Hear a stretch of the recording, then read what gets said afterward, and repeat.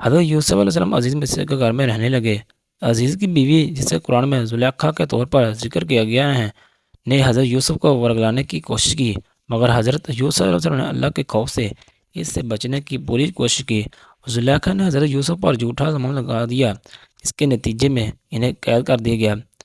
قید میں حضرت یوسف علیہ السلام کے ساتھ دو دیگر قیدی بھی تھے۔ دونوں نے خواب دیکھا اور حضرت یوسف سے اس کی تعبیر پوچھی۔ حضرت یوسف علیہ السلام نے اللہ کے علم سے ان کے خوابوں کی صحیح تعبیر کی۔ ایک قیدی کو راہی ملی اور بادشاہ کے دربار میں کام کرنے لگا۔ بادشاہ نے ایک عجیب خواب دیکھا جس میں 7 موٹی گائیں 7 دبلی گائیں گھاس کھا رہی تھی۔ اس خواب نے بادشاہ کو پریشان کیا اور کسی نے اس سے حضرت یوسف کا ذکر کیا۔ حضرت یوسف علیہ السلام نے خواب کی تعبیر بتائی کہ مصر میں 7 سال تک زرخیزی ہو گئی اور پھر 7 سال قحط آئے گا۔ حضرت یوسف کی تعبیر اور حکمت سے متاثر ہو کر بادشاہ نے انہیں قید سے رہا کر دیا اور مصر کے خزانے کی ذمہ داری سونپ دی۔ جب قحط شروع ہوا، حضرت یوسف علیہ السلام کے بھائی دلہ لینے کے لیے مصر آئے۔ حضرت یوسف نے انہیں پہچان لیا مگر وہ حضرت یوسف کو نہ پہچان سکے۔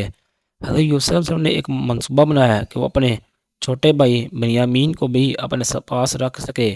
انہوں نے بنیامین کو رکھنے کے لیے چال چلی اور اس پر چوری کا الزام لگا دیا۔